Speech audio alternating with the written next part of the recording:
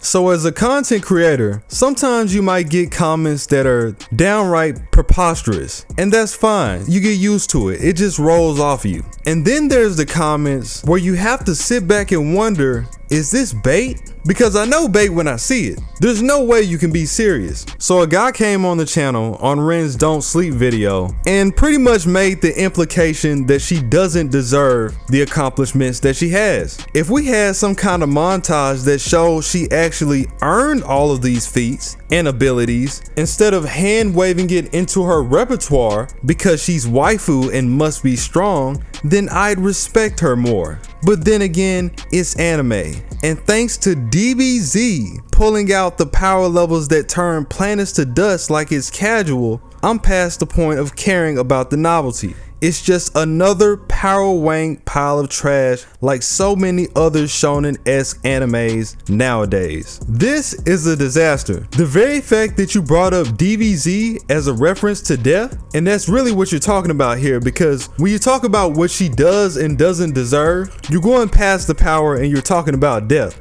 The fact that you brought up DBZ of all shows in relation to death, you lost me. I can't even take you serious. Because you make it sound like she's just ridiculously powerful. Some of her greatest assets, which are what? Her gems? They can take out a top tier servant. Okay, but it still took her building up energy her entire life for her to do that. You also gotta consider that she has to be in vicinity of the servant to even use them, unless she has it as a trap. So as advantageous as that might seem at face value, it doesn't come without flaw. She can easily get one shot like anybody else, as we've seen with the bad ends. You make it sound like she's out here leveling skyscrapers in cities. It almost makes you want to argue, did you even watch the show? We know you didn't read the novel. Did you watch the show? Because anybody that's seen her in action is not saying this. Let's go back to the show. What do you see on the screen? Since Ren is so undeserving, what do you see? Because I see somebody that's getting it in, working hard. Does this look like somebody that doesn't deserve it? She's doing this every day, by the way. Does she have exceptional parts of her background? Absolutely. But just like anything else, without the hard work, her talent means nothing. Her wealth, it means nothing. So I find it crazy how you figure out of all the characters that you decide don't deserve their accomplishments, you decide it's the character that actually does. Like what? Bro, even when she was a child, she went out of her way to do the best that she could all the time. She was 7. Even when she breaks things down in the story, she knows a lot about everything. And if she doesn't, she'll figure it out. When we were going against Darius in Prisma Ilya, and we were trying to figure out how to stop him from ending the world, you know who was in the center of that discussion? It was Ren.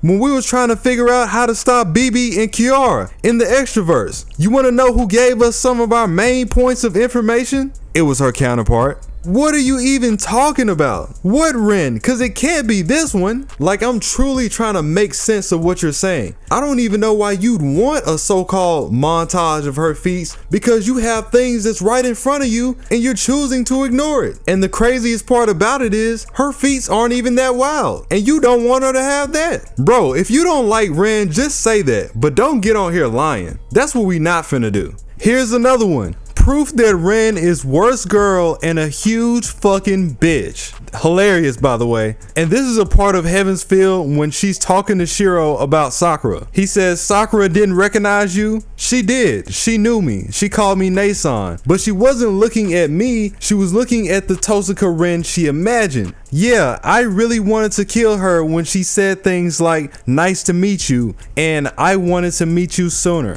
And see, I love things like this because people love to ignore context when it doesn't work in their favor. When it doesn't work in their favor, it's like, oh, it's a mistranslation. Oh, it's just a mask. That's not really what she means. It's not a mask. It's not a mistranslation. This is really how Ren felt, at least in that moment, because that's what she stands for. That's a part of her character. Clearly, I'm not saying it's a good thing for her to do that to Sakura, but it's important that she can have those types of dramatic shifts in thought because it feels more realistic. It makes her feel whole, unlike a bunch of other characters characters in this universe that are cardboard cutouts and do the same thing over and over again. I'm not gonna say any names. Now, do I think that she's worse girl because of it? No. In fact, you could argue that this is one of the many things that make her a good character, because she's dynamic. She goes every which way. She doesn't stay in the same place. And even she, by the end of the story, realized that she wasn't as bad of a person as she thought she was, because she ended up saving Sakura anyway. It's really no different from what they did. You're the type of person to scold Rin for this when Shiro was going to sacrifice the entire world just to save Sakura. Did that not happen? Have you not seen Fin Fatale? The end where Sakura had the line of thought where she wanted to get revenge on Rin? She was going to put her through a fate worse than death. So everybody has something sketch going on, and it also can be taken in a completely different way. It could just be a metaphor. Maybe Rin wanted Sakura to judge her. You gotta think, on top of carrying the guilt for all those things that were out of her control, she also has to deal with the fact that Sakura just took it on the chin and is okay with it. That's like an extra punch in the face. Very similar how Lancelot wanted to be reprimanded for his actions, and that made him feel away. He was furious. He couldn't live with himself. The true mask for Rin is the person that she is when she's at school, as they've already brought up, where she has to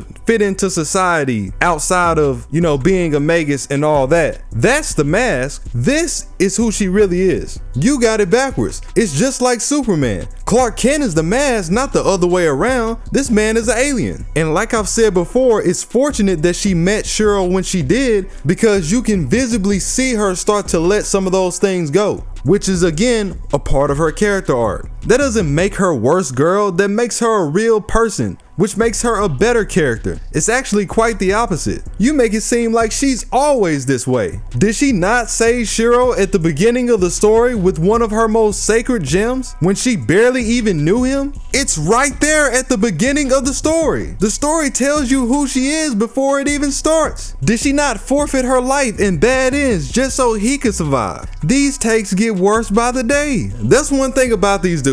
They can't wait to say, aha, I found something that can be taken ambiguously. See, I told y'all she was no good. When her character is literally being like that on purpose to make a point. Like, bump the other 80% of the time where she's not like this. Let's just use the 20% where she is. That'll work. And while we're at it, let's just completely ignore her going out into the night to save her friend Kotane as a child, completely disregarding her family's rules and having very little chance of her coming back, cause such a bad person would do that, right? You guys are grasping for straws. I honestly feel bad. Here's an idea. I need you to huddle up and come back with a better argument, cause y'all look crazy out here.